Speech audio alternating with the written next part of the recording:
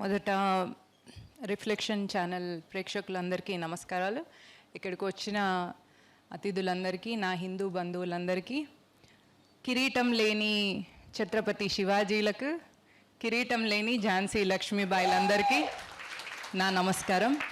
Reflection channel నాకు ఇంత మంచి అవకాశం ఇచ్చినందుకు అమోఘ్ అండ్ టీమ్కి నా ధన్యవాదాలు. క్షాత్ర తేజం, క్షాత్రం క్షత్రియం అనేవి సహజంగా మనం చూస్తే సనాతన ధర్మంలో మనకు వర్ణ వ్యవస్థ ఉంది. కులం అంటే దాని గురించి అది ఎట్లా అయిపోయిందంటే దాని గురించి ఎవరైనా మాట్లాడినా, దాని గురించి ఎవరైనా డిస్కస్ చేసినా అదొక ట్యాబూ లాగా అయిపోయిందనమాట. ఎందుకంటే ఒకటి తక్కువ ఒకటి ఎక్కువ అనే థాట్ తీసుకురావడం వల్ల కులం అనేది ఒక నెగటివ్ పర్స్పెక్టివ్ కిందకి వెళ్ళిపోయింది. ఇప్పుడు ఒక వివాహం జరుగుతుంది అనుకోండి, ఇంట్లో ఒక పెళ్ళి జరుగుతుంటే తండ్రి కాళ్ళు కడుగుతాడు, అన్న ఏం చేస్తాడు, బావకి కాళ్ళు కడిగి తీసుకొస్తాడు, మేనమామలు ఏం చేస్తారు, అమ్మాయిని మంటపంకి తీసుకొస్తారు. ఒక్కొక్కరు ఒక్కొక్క పని చేస్తున్నారు. ఒకరి పని గొప్పది, ఇంకొకరి పని తక్కువ అని అనడానికి ఉంటుందా? అందరు కలిసి చేస్తేనే ఎట్లయితే వివాహం సంపన్నమవుతుందో అట్లనే సనాతన ధర్మం అనేది నడవడానికి, ఒక సమాజం నడవడానికి ఒక్కొక్కరు ఒక్కొక్క పని చేసుకోవడం అనేది మాత్రమే పెట్టిండ్రు. సహజంగా అసలు మొదటి నుంచి గమనిస్తే సనాతన ధర్మంలో మనం పుట్టుకనే సప్త ఋషులు ప్రజాపతుల నుంచి వచ్చింది. వాళ్ళ పేర్లే మనకు గోత్రనామాలుగా ఉన్నాయి. అట్లాంటప్పుడు ఒక ఋషి ఎక్కువ ఒక ఋషి తక్కువ అనే థాట్ ఎంత నీచమైందో, ఒక కులం గొప్పది ఒక కులం తక్కువ అనడం కూడా అంతే నీచమైంది.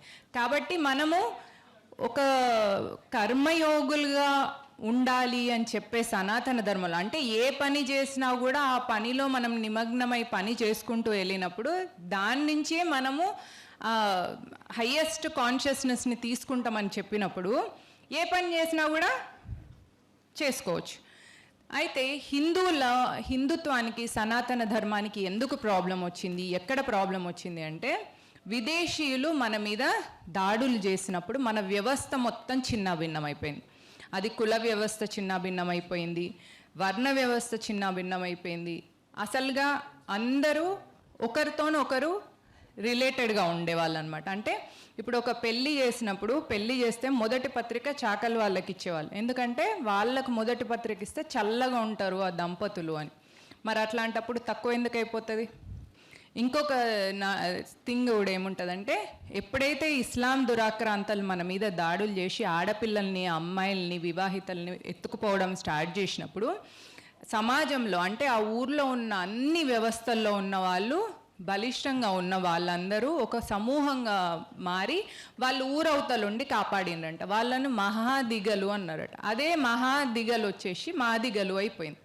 అయితే వాళ్ళు ఊరవతల ఉండడం వల్ల, అంటే అట్లనే ఉండి ఊరికి కాపలా చేయడం వల్ల దూరం ఉండడం అనేది మనకు అలవాటు అయిపోయిన తర్వాత కొన్ని పనులు చేసేవాళ్ళం, చర్మకారులు కానీ, పారిశుద్ధ్య కార్మికులు కానీ, ఇట్లా వీళ్ళు బయట దూరంగా ఉన్నప్పుడు వాళ్ళను మనం గుళ్ళోకి రానియలేదు అని మన మీద ఒక అపవాదు తీసుకొస్తే, మరి దేవుణ్ణే తీసుకెళ్ళి విగ్రహాలను తీసుకెళ్ళి అక్కడ వీధులలో వాళ్ళ దగ్గరికి తీసుకెళ్ళినామా లేదా? దాన్ని ఏమంటాం మనం? ఉత్సవానికి తీసుకెళ్ళినాం. అంటే వాళ్ళు దేవుడి దగ్గర రాకపోతే దేవుడినే వాళ్ళ దాకా తీసుకెళ్ళినాం. సో ఇవన్నీ ఏంటిదంటే మన మీద వేసిన అబాండాలు, అంటే ఈ సంస్కృతిని నాశనం చేయాలని చూడడానికి చేసిన ఆ స్ట్రాటజీలలో అవి ఒకటి తప్ప మన దగ్గర తక్కువ ఎక్కువ అనేది లేదు. ఒకటి. రెండు, ఈ జన్మలో నువ్వు ఒక వర్ణంలో పుట్టినావు అంటే నువ్వు చేసుకున్న పని బట్టి నెక్స్ట్ ఇంకొక వర్ణంలో పుడతావు. పుట్టుక ఆధారంగా ఎప్పుడు ఉండేది కాదు. అందుకనే కృష్ణుడు ఏం చెప్పిండంటే, చతుర్వర్ణం గుణ కర్మ విభాగస్య, నీకు ఎలాంటి గుణం ఉంది అనే దాన్ని బట్టి, నువ్వు ఏం పని చేస్తున్నావు అనే దాన్ని బట్టి అది డిసైడ్ అవుతుంది. చిన్న ఎగ్జాంపుల్ చెప్తా. నేను ఇంట్లో ఒక మహిళగా, ఒక గృహిణిగా నేను ఇంట్లో ఇల్లు ఊడ్చుకోవడం అనుకున్నా అంటే అప్పుడు నేను శూద్ర చేస్తున్నట్టు. అంటే ఏంటిదంటే నేను శుభ్రతకు ప్రాముఖ్యత ఇచ్చుకుంటూ ఇల్లుని సాఫ్ సఫాయి చేసుకుంటున్నా అన్నట్టు. నేను ఇంటికి ఏది అవసరం ఏది అవసరం లేదు అంటే దేనివల్ల ప్రాఫిట్ దేనివల్ల నష్టం లాభం క్యాల్కులేట్ చేస్తున్నా అంటే అప్పుడు నేను వైశ్యగా ఉన్నట్టు. మొన్న ఒక వీడియో వైరల్ అయింది. ఒక తల్లి పిల్లాడిని ఆటో ఎక్కియడానికి స్కూల్ యూనిఫామ్ వేసుకొని వస్తుంటే అప్పుడు నాగుపాము ఉంటుంది అక్కడ. అయితే పడగ విప్పిన నాగుపాము ఉండగానే ఆ తల్లి బిడ్డను వెంటనే ఇట్లా పట్టుకొని లాగి పక్కకు తీసుకెళ్తుంది. అంటే ఆ ఫ్రాక్షన్ ఆఫ్ సెకండ్లా తల్లికి ఆ బిడ్డను కాపాడాలి అనే ప్రజ్ఞ వచ్చింది. అంటే ఆ క్షణంలో ఆ తల్లి క్షత్రియురాలయ్యిందనమాట. అంటే తనని తాను కాపాడుకుంటూ బిడ్డను కూడా కాపాడుకున్నది. ఆ టైంలో ఏం చేస్తారు, ఏ వ్యక్తి అయినా కూడా క్షాత్ర ధర్మంలోకి వెళ్తారు. మనకు జ్ఞానం ఇవ్వడం, ఏది మంచి ఏది చెడు, దేనివల్ల నువ్వు నీ జీవితంలో నీ ప్రజ్ఞా మట్టంలో హై లెవెల్కి వెళ్తావు అని నీకు చెప్పినప్పుడు, నువ్వే జ్ఞానం ఇచ్చినప్పుడు నువ్వే బ్రాహ్మణ అయిపోతావు. బ్రాహ్మణ అనగానే బ్రాహ్మణ కులం అని తప్పు పట్టుకుంటారు చాలామంది. నేను ప్రీవియస్ టైం చేసిన వీడియోలో కూడా అందరు అట్లే అనుకున్నారు. నేను శూద్ర బ్రాహ్మణ చెప్పగానే ఒక కులం వాళ్ళు నొచ్చుకున్నారు, ఇంకో కులం వాళ్ళు హైగా ఫీల్ అయినారు. రెండు తప్పు. ప్రతి వర్ణం మన లోపల ఉంటుంది. ఏ మూమెంట్లో ఏ కాన్షియస్నెస్తోని మనం యాక్ట్ చేస్తున్నాము అనే దాన్ని బట్టి నువ్వు ఆ వర్ణంలోకి వెళ్తావు. అల్టిమేట్లీ మనందరం సప్త ఋషులో ప్రజాపతుల వారసులం కాబట్టి మన గోత్రనామాలు కూడా వాళ్ళ పేర్లే ఉంటాయి. కాబట్టి ఈ కులం ఆ కులం అనేది బ్రిటిష్ తీసుకొచ్చిన దాన్ని మనం ఇంకా మోయడము అనేది మన దౌర్భాగ్య స్థితి. కానీ సోషల్ మీడియా వచ్చినాక అందరికీ అవేర్నెస్ వచ్చి ఇప్పుడు అందరు బెటర్గా ఆలోచిస్తున్నారు. ఒకరినొకరు హిందూ బంధువుగా చూసుకోవడం అనేది మొదలుపెట్టారు. కాబట్టి మనము ఈ కులాల నుంచి వర్ణాల నుంచి అతీతంగా బయటకు వచ్చి మనల్ని మనం హిందువులుగా గుర్తించుకోవాలి. హిందువులుగా గుర్తించినప్పుడు మీకు మళ్ళీ 4 వర్ణాలలో మీరు హిందువుగా ఉండొచ్చు. ఒకటి, మీరు మీ కంఫర్ట్ జోన్ ఏం పోతాంలే ఇప్పుడు అక్కడ రిఫ్లెక్షన్ వాళ్ళు ఏదో చేసినట్టు టీవీలోంచి చూద్దాంలే అని చూసే వాళ్ళు కూడా ఉన్నారు. అంటే టీవీలో చూసే వాళ్ళని నేను మిమ్మల్ని ఏం అనట్లేదు. నా ఉద్దేశం ఏంటంటే ఇప్పుడు రాని వాళ్ళని కాదు, మీకు ఎప్పుడైనా వీలైన సమాజంలో ఇట్లాంటి వాటికి మీరు వచ్చి దీనిలో ఉండడం వల్ల మన సంఖ్యాబలం చూసుకోవడం వల్ల మనకు అదొక లాంటి ఆత్మబలం వస్తుంది. కాబట్టి ఇట్లాంటి ప్రోగ్రామ్స్ అయినప్పుడు టైం తీసుకొని రండి. సినిమాకి వెళ్ళి 3 గంటలు స్పెండ్ చేసిన దానికంటే ప్రతి వారంలో ఒక 2 గంటలు ధర్మం కోసం మీరు నిలబడమే మన లోపల ఉన్న క్షాత్రానికి ఉదాహరణ అవుతుంది. ఇప్పుడు మీరు రావడానికి ఇష్టపడలేక ఓన్లీ వాట్సాప్ కింగ్లు అనుకోండి, ఏదైనా వీడియో రాగానే ఆ హిందుత్వం వీడియో ఫార్వర్డ్ చేసేసి, అది కాదు. అదేంటిది, కంఫర్ట్ జోన్లో ఉండడం. కంఫర్ట్ జోన్లో అంటే సుఖంగా ఉంటుంది అనమాట. ఏమాత్రం రిస్క్ తీసుకోకుంటే అది శూద్ర కాన్షియస్నెస్ కిందకే వస్తుంది. వైశ్య కాన్షియస్నెస్, ఇది ఫార్వర్డ్ చేయడం వల్ల నాకు ఏంటి లాభం ఏంటి నష్టం, ప్రాఫిట్ అండ్ లాస్ కాన్షియస్లో ఉన్నప్పుడు అగైన్ వైశ్య కాన్షియస్లో వస్తాం. కానీ ఒక నలుగురితోని మీరు కలిసి ఉన్నారనుకోండి, ఎప్పుడైనా మీరు ఎక్కడికైనా వెళ్ళినప్పుడు, ఇప్పుడు వీళ్ళు ఎవరైనా కూడా యూట్యూబర్స్, వాళ్ళు ఒక టీమ్గా పనిచేస్తారు ధర్మం కోసం. అదే క్షత్రియ కాన్షియస్నెస్. క్షత్రియుడికి ఎప్పటికైనా కూడా ఒక నలుగురు తన వెంట ఉంటారు అనమాట. నలుగురు అంటే మీ ఫాలోవర్స్ అని కాదు, వాళ్ళందరూ టీమ్. సైన్యం ఉన్నంత మాత్రాన రాజు మాత్రమే యుద్ధంలో వెనుక ఉండి సైనికులందరూ ముందట చేయరు, అందరు కలిసే యుద్ధం చేస్తారు. సో ఆ కాన్షియస్నెస్లో ఉన్నప్పుడు ఏమైపోతాం, మనము క్షత్రియాకి అయిపోతాం. నెక్స్ట్ బ్రాహ్మణ కాన్షియస్నెస్, నేను పాత వీడియోలు అప్పుడు కూడా చెప్పిన, వాళ్ళు పంచభూతాలు శాసిస్తారు అనగానే మళ్ళీ కులం అనుకుంటున్నారు. అట్లా అనుకోవద్దు. నేను చెప్పేది ఋషులు, మహర్షులు, తపస్సులు, యోగులు, వాళ్ళ గురించి. నేను చిన్న ఉన్నప్పుడు గణపతి సచ్చిదానంద స్వామి వారి ఆశ్రమానికి తీసుకెళ్లారు మా నాన్న. స్వామీజీ నీళ్ళల్లో ఇట్లా చేతిలో నీళ్లు తీర్థం పోసుకొని ఆయన కాసేపు అయినాక ఇట్లా చేతిని ఓపెన్ చేస్తే అది ఐస్ ముక్క అయిపోయేది. స్వామివారు అగ్నికి ఆహుతి ఇచ్చేవాళ్ళు అనమాట. వస్త్రాలు అవన్నీ సమర్పించినప్పుడు వారు వెళ్ళి అగ్నిలో వస్త్రం సమర్పించిన వెంట్రుక కూడా కాలేదు కాదు. అంటే పంచభూతాలను కూడా వాళ్ళు ఆ కాన్షియస్నెస్కి వెళ్ళడం వల్ల, అంటే ఆ ప్రజ్ఞను మీట్ అవ్వడం వల్ల వాళ్ళకి ఏమైపోతుందంటే అవి కూడా వాళ్ళ ఆధీనంలోకి వస్తుంది. అది బ్రాహ్మణ కాన్షియస్నెస్. సో అది మళ్ళీ దాన్ని కులం పెట్టేసుకొని కన్ఫ్యూజ్ కావద్దు. ఇది జనరల్గా వర్ణ వ్యవస్థలో మనం చూస్తున్నాం. అయితే ఇక్కడ ఇప్పుడు ఈ టైంలో ఈ 10 సంవత్సరాల నుంచి ఎందుకు ధర్మం స్ట్రాంగ్గా అవుతుంది, యువకులు ఎందుకు ధర్మం పట్ల వస్తున్నారు అంటే ఒక చిన్న కథ చెప్తాం. ఒక అడవిలోనంట ఒక సింహానికి కొన్ని పిల్లలు ఉన్నాయంట. ఒకసారి తుఫాన్ రాగానే ఒక సింహం పిల్ల తప్పిపోయి జింకల గ్రూప్లో పడిపోయిందట. అయితే ఆ జింకల గ్రూప్లో పడిపోయిన సింహం పిల్ల జింక లెక్కనే పెరిగిందట. అంటే గడ్డి తినడం, అట్లనే సాత్వికంగా ఉండడం పెరిగిన తర్వాత మిగతా సింహం పిల్లలు దీన్ని ఎప్పుడో చూసి, అరే ఇది సింహం కదా, జింకలతో ఉందేందబ్బా అని పోయి దాని దగ్గరికి పోయి, నువ్వు సింహంవి జింకవి కాదు, నువ్వు ఇటు రా అంటే అది నమ్మతలేదట. నేను రాను, నేను చిన్నప్పటి నుంచి ఇళ్ళతోనే ఉన్నా, ఇక్కడనే పెరిగినా, నేను ఇట్టే ఉంటా అన్నదట. అంటే అప్పుడు మళ్ళీ దానికి నీళ్ళకి తీసుకుపోయి దాన్ని చూపించి, ఇగో మేము సింహం, నువ్వు కూడా సింహం, నువ్వు జింకలతో నుండి నువ్వు జింక అనుకుంటున్నావు, కానీ నువ్వు జింక కాదు అని చెప్పినాక అప్పుడు ఆ సింహం రియలైజ్ అయ్యి వేటాడడం మొదలుపెట్టిన తర్వాత అప్పుడు ఆ సింహంలో నిజమైన సింహం క్వాలిటీస్ వచ్చినాయట. ఒకసారి వేటాడంగానే ఆ సింహంకి తెలిసిపోయింది, అరే నేను సింహం ఇన్ని రోజులు జింక లెక్కున్నా అని. అట్లనే హిందువులందరూ కూడా వాళ్ళ లోపల ఉన్న ఛత్రపతి శివాజీ అంశాన్ని, వాళ్ళ లోపల ఉన్న మహారాణా ప్రతాప్ అంశాన్ని విదేశీ మతాల దాడుల వల్ల అవి తగ్గిపోయినాయి అన్నమాట. అవి మరుగున పడిపోయినాయి. వాటిని పెద్ద తట్టి లేపడానికి పెద్ద ఏమో చేయక్కర్లేదు. ఒకసారి మీ లోపల ఉన్న క్షాత్ర తేజాన్ని మేల్కొల్పితే అదంతకదే మేల్కుంటుంది. అబ్దుల్లా చచ్చిపోతే 72 కన్యల దగ్గరకు పోయి అటే ఉండిపోయేటోడు.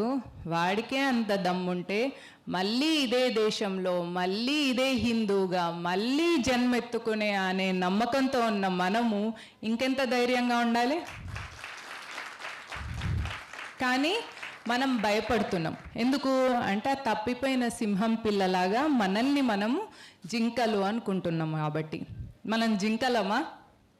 అమ్మో జింకలు అని చెప్తుంది, సింహం అని చెప్తుంది, అక్క ఇప్పుడేమైనా యుద్ధాలకు పంపిస్తుంది, కమ్యూనల్ టెన్షన్లకు మనం రమ్మంటదేమో అనుకునేవారు. ఈ టైంలో, ఈ కాలంలో యుద్ధాలన్నీ సోషల్ మీడియా వేదికగా జరుగుతాయి. మీరు చేయాల్సింది ఏంటిది అంటే కనీసం ఒక వారంలో 2 గంటలు ఇట్లాంటి హిందూ సంఘాలతోని, మన ధర్మాన్ని నేర్పించే వాళ్ళతోని కలిసి ఉండడం వల్ల మీ ప్రజ్ఞ క్షాత్రంలోకి వెళ్తుంది. మీరు ఇప్పుడు ఏం ఆలోచిస్తారు, నేను ఇక్కడికి రావాలన్నా వద్దా, అక్కడికి పోతే ఎంత కష్టం, ఎంత నష్టం, ఎంత లాభం, ఈ ప్రజ్ఞలో ఉన్నారు. అంటే వైశ్య కాన్షియస్నెస్లో ఉన్నారు. వాటిని పక్కన పెట్టి మీరు ఒక టీమ్గా ఫామ్ అయ్యి వచ్చిందనుకో ఇట్లాంటి అన్ని ప్రోగ్రామ్స్కి, అప్పుడు మీరు ఆటోమేటిక్గా క్షత్రియ కాన్షియస్లోకి వెళ్ళిపోతారు. ఆ క్షత్రియ కాన్షియస్లోకి వెళ్ళిన తర్వాత మీకు న్యాచురల్గా తెలిసిపోతుంది ఏం చేయాలి, ఏం చేయాలి, ఏం చేయొద్దు అనేది. మీకు ఒక టీం ఉండడం వల్ల మీకు ఒక గైడెన్స్ కూడా వస్తుంది.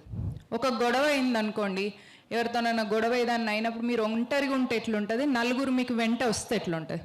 ఆ నలుగురు మీ వెంట రావాలి అంటే మీరు నలుగురు ఉండే దగ్గరికి వెళ్ళాలి. మనం పెళ్ళికి పిలిచినప్పుడే ఎవరైనా పెళ్ళికి పోతే మళ్ళీ వాళ్ళు మన పెళ్ళికి వస్తారో రారో, మన ఇంట్లో పెళ్ళికి అని పోతాం మనం, అవునా? చావుకు కూడా పోయినప్పుడు ఎందుకు పోతాం, అరే రేపు మళ్ళీ నేను చచ్చిపోయినప్పుడు ఎవరు రాకపోతే గలీజ్ ఉంటుంది కదా, అందుకనే ఎవరైనా చావు ఉంటే కూడా మనం పోతాం. మరి అట్లాంటప్పుడు ఒక హిందూ కష్టం వచ్చినప్పుడు మీరు వెళ్ళకపోతే మళ్ళీ రేపు మీకు ఏదైనా కష్టం వచ్చినప్పుడు హిందూ రావాలన్నా వద్దా? రావాలంటే మీరు హిందూ సంఘాలతోని కలిసి ఉండాలి. విశ్వ హిందూ పరిషత్తో ఉండండి, హిందూ వాహినితో ఉండండి, బజరంగ్ దళ్తో ఉండండి. ఇట్లాంటి హిందూ సంఘాలు పెట్టిన ఇట్లాంటి కాన్క్లేవ్స్లలో అటెండ్ అవ్వండి. హిందువులకి కొన్ని కన్ఫ్యూజన్స్ ఉంటాయి అన్నమాట. ఇప్పుడు అక్కడ ధర్మరాజు వస్త్రహరణం జరుగుతుంటే ధర్మరాజు డిస్కస్ చేస్తున్నాడు అనమాట, వస్త్రహరణం చేయవచ్చా చేయకూడదా.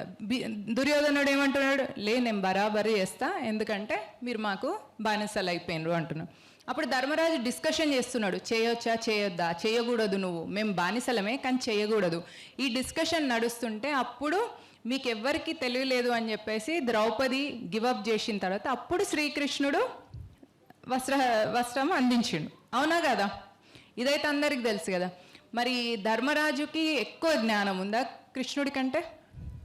కృష్ణుడు ఎందుకు కాపాడిండు, ధర్మరాజు ఎందుకు కాపాడలేకపోయిండు? ఎందుకంటే దాన్ని జాడ్యం అంటారు, కన్ఫ్యూజన్ అంటారు. మళ్ళీ సరే ఇంత కన్ఫ్యూజన్ అయ్యే బదులు అక్కడనే యుద్ధం చేసేది ఉంటే 12 సంవత్సరాల అరణ్యవాసం తప్పిపోయేది, 1 సంవత్సరం అజ్ఞాతవాసం తప్పిపోయేది, లాస్ట్కి యుద్ధం చేయాల్సిన పరిస్థితి వచ్చింది. అదేదో ముందే చేస్తే అయిపోయేది కదా. ఒకటి. 2 సరే ఇంత చేసిన తర్వాత లాస్ట్కి యుద్ధానికి రెడీ అయ్యి వాళ్ళు 5 ఊర్లు కూడా ఇస్తలేరు అని చెప్పిన తర్వాత మళ్ళీ కన్ఫ్యూజన్ అనమాట. ఎవరికి? అర్జునుడికి.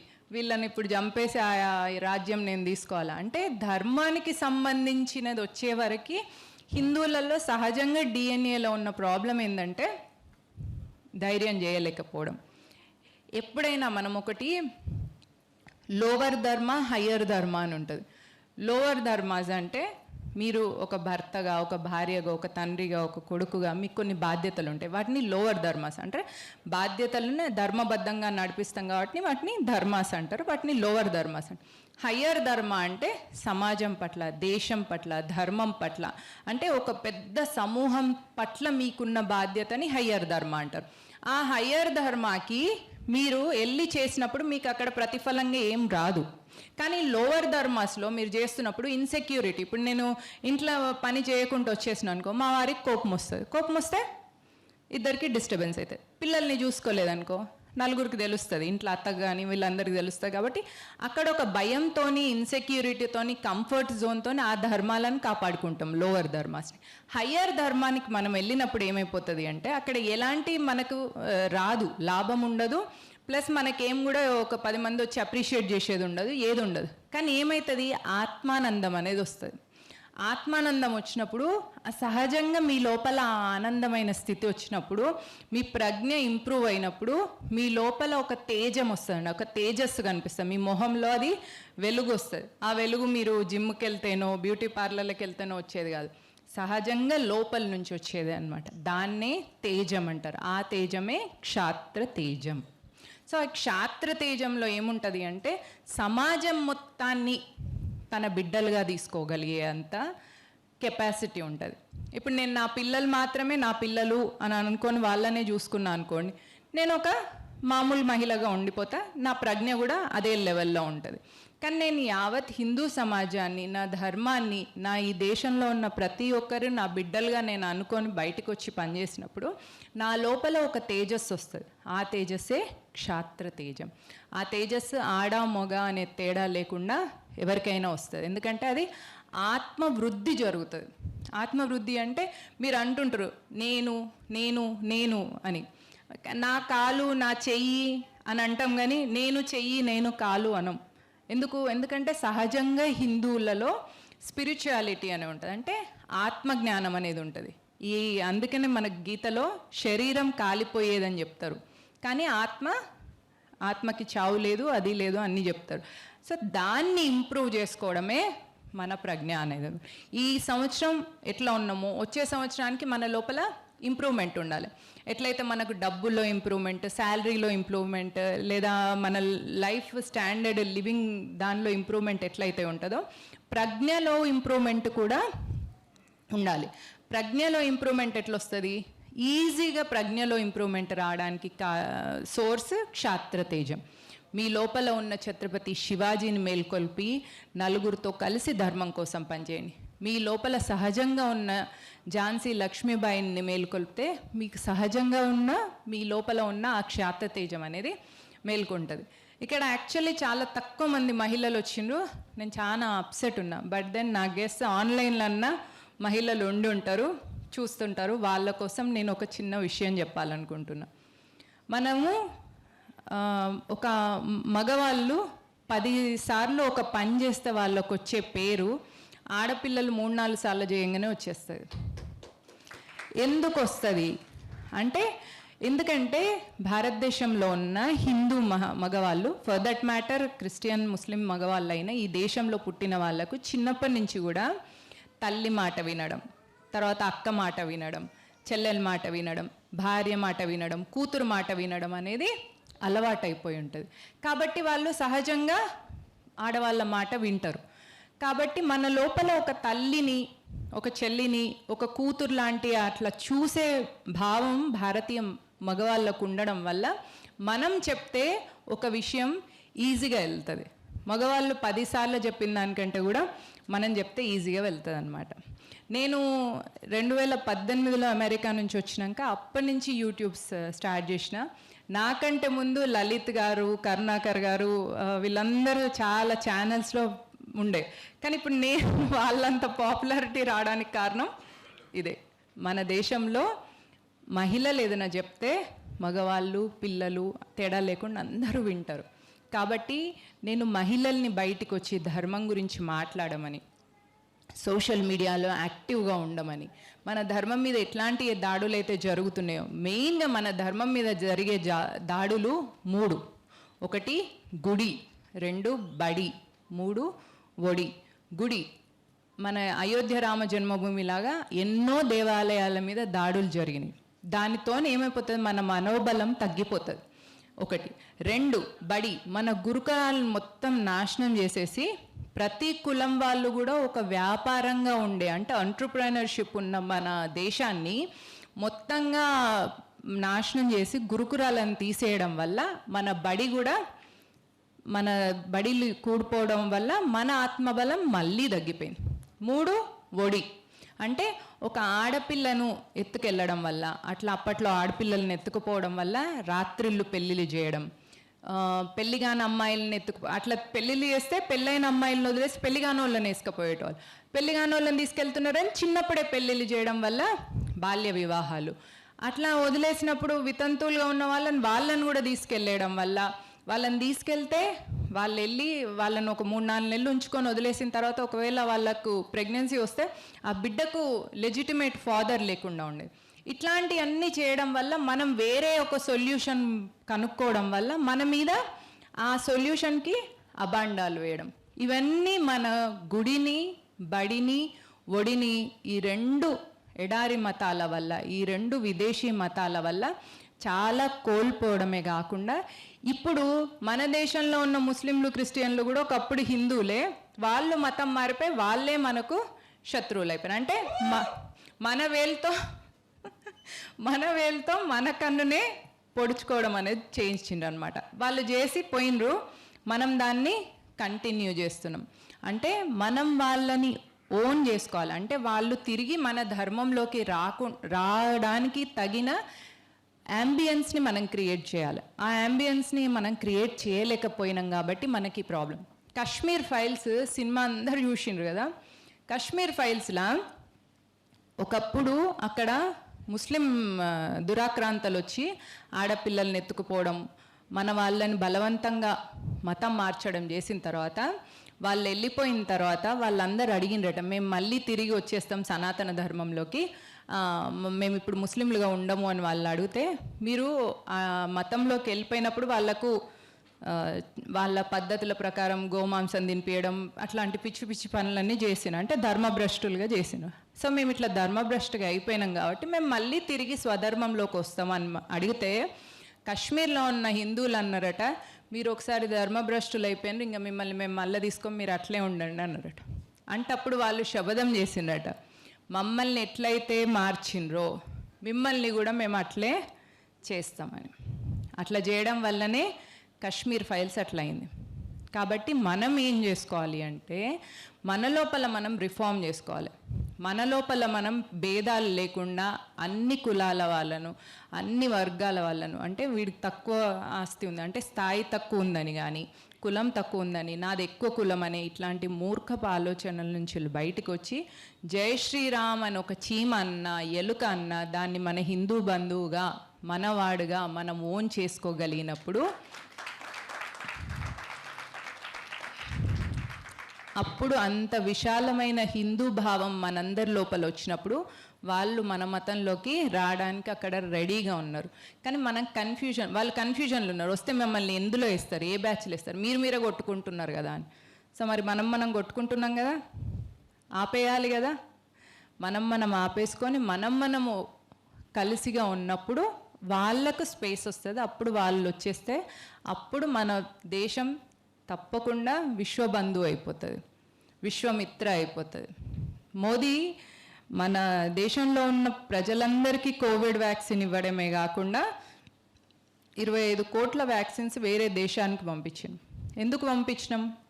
ఎందుకంటే మనది మాత్రమే ప్రపంచంలో ఉన్న వసుదైక కుటుంబకం అనుకుంటాం, మనది మాత్రమే ఇంత బ్రాడ్ కాన్షియస్నెస్లో ఉంటుంది. కాబట్టి అంత వసుదైన మొత్తం మనదే కుటుంబం అనుకున్నప్పుడు కేవలం హిందువులో ఉన్న అన్ని కులాలను మన హిందూ బంధువులు అనుకోవడం కష్టమా? కాదు కదా. సో మనం ఫస్ట్ మన లోపల మనం కలిసిపోవాలి. చిన్న చిన్న ఈగోస్ సహజం, కామన్గా అందరికీ ఉంటాయి. వాటిని ఎప్పుడు మర్చిపోతామంటే మీకు హయ్యర్గా ఒక విజన్ ఉన్నప్పుడు ఆ చిన్న చిన్నవి మీకు చిన్నగా అనిపిస్తాయి. లేదనుకోండి మీకు మీ ఆ ఈగోనే పెద్దగా అనిపిస్తుంది, ఆ ఇష్యూనే పెద్దగా అనిపిస్తుంది. కాబట్టి ఒక పెద్ద విజన్ పెట్టుకోండి. లైఫ్లో ఒక దృక్పథం ఉండాలి, దేశం పట్ల, ధర్మం పట్ల. అవి ఈజీ కాన్షియస్నెస్. మీ లైఫ్లో మీరు సాఫ్ట్వేర్ ఇంజనీర్ అవుతారా, ఏదవుతారు, ఒక బిజినెస్ పెడతారా అనేది మీ లైఫ్లో మీకున్న గోల్, అచీవ్మెంట్. అది బ్రతకడానికి. నెక్స్ట్ అది మీ శరీరం నడవడానికి. అంటే ఫలానా నామధేయం. ఇప్పుడు మీరు ఒక మన గుడిలో గోత్రం చెప్పినప్పుడు చెప్తారనమాట, నామదేహస్య. అంటే ఈ శరీరానికి మీకున్న పేరుకు మీరు ఈ శరీరంతో మీరు వ్యవహారాలు నడిపించడానికి మీకు కావాల్సిన ప్రొఫెషన్ అది. కానీ ఆత్మకు ఒకటి ఉండాలి, ఆత్మకు కూడా ఒక విజన్ ఉండాలి, ఆత్మకు కూడా ఒక గోల్ ఉండాలి, దానికి కూడా ఒక దృక్పథం ఉండాలి. అదే దేశం, ధర్మం, దైవం. మన దేశం గురించి అంటే ఎట్లాంటి రాజు మన దేశంలో ప్రధాని మనకు ఉండాలి అంటే, ఒకప్పుడు రాజులు ఉండేది, ఇప్పుడు ప్రధాని. ఎవరు మన ధర్మానికి అనుకూలంగా ఉన్న వ్యక్తి ప్రధానిగా ఉండాలి అని ఆలోచించాలి. ఎవరు మన ధర్మాన్ని అంటే మన సంస్కృతి సాంప్రదాయాలు, మన విలువల్ని కాపాడే వ్యక్తి మనకు ప్రధానిగా ఉండాలి. మన దేవాలయాల రక్షణ కోసం ఉన్న వ్యక్తి మనకు ప్రధానిగా ఉండాలి. సో మన దేశం పట్ల బాధ్యతగా ఉన్న వ్యక్తి, మన ధర్మం పట్ల నిరతితో ఉన్న వ్యక్తి, మన దేవాలయాలు కట్టించాలి, పునరుద్ధరించాలి అనే నిబద్ధత ఉన్న వ్యక్తిని మనం ప్రధానిగా తీసుకున్నప్పుడు అది కూడా మనము క్షాత్రతేజమే. మీరొక్కరెళ్ళేసి పువ్వు మీద, గుర్తు మీద ఓటేస్తే సరిపోదు. మీతో పాటు కనీసం 10 మందిని ఇన్స్పైర్ చేసుకొని మీరెళ్ళి పువ్వు గుర్తు మీద ఓటేస్తేనే అప్పుడు అది క్షాత్రతేజం అవుతుంది. మీరు వెళ్ళేసడం అంటే అది మళ్ళీ కంఫర్ట్ జోన్. కంఫర్ట్ జోన్ అంటే ఏ ప్రజ్ఞ? కంఫర్ట్ జోన్ ఏ ప్రజ్ఞ?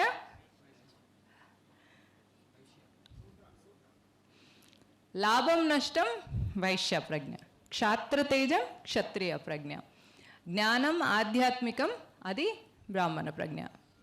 ప్రజ్ఞ వేరు, కులం వేరు, మళ్ళీ కన్ఫ్యూజ్ అవ్వద్దు. ఇదే ప్రజ్ఞ వర్ణ విషయంలో మన దేశం బ్రాహ్మణ దేశం. అంటే మన ఇప్పుడు చైనా ఉందనుకోండి, అది వైశ్య దేశం కిందికి వస్తుంది. ఎందుకంటే అది ఎంటర్‌ప్రెన్యూర్‌షిప్ చేస్తుంది, మేకింగ్, ఎక్కువ గూడ్స్ని చేయడం, ఆ గూడ్స్ని వేరే దేశాలకు పంపించడం, ఆ ప్రాఫిట్ లాస్ పైన్లో ఉండడం వల్ల చైనా అనేది వైశ్య దేశం కిందికి వస్తే, భారతదేశం సహజంగానే బ్రాహ్మణ దేశం. ఎందుకు? ఇప్పుడు నరేంద్ర మోదీ కూడా భారతదేశానికి ప్రధాని అయినా కూడా ఒక గురువునో, ఒక ఆధ్యాత్మిక గురువుని చూసినప్పుడు ఏం చేస్తాడు? ఆయన కాళ్ళకు నమస్కారం చేస్తాడు. అందుకే మన దానిలో రాజగురువు అని ఉంటారనమాట. అంటే రాజుకి గురువు, వాళ్ళు ఆ హయ్యర్ కాన్షియస్నెస్లో ఉన్న వాళ్ళని మాత్రమే రాజగురువులు అంటారు. అట్లని మనం కూడా అంటే నేను ఈ టాపిక్ ఇంకా డీప్కి వెళ్తే మీరు బాగా కన్ఫ్యూజ్ అవుతారు. సో నేను ఆల్రెడీ స్వామీజీ చూస్తున్నారు, ఇంకెక్కువసేపు చెప్తే వీళ్ళు కన్ఫ్యూజ్ అవుతారు.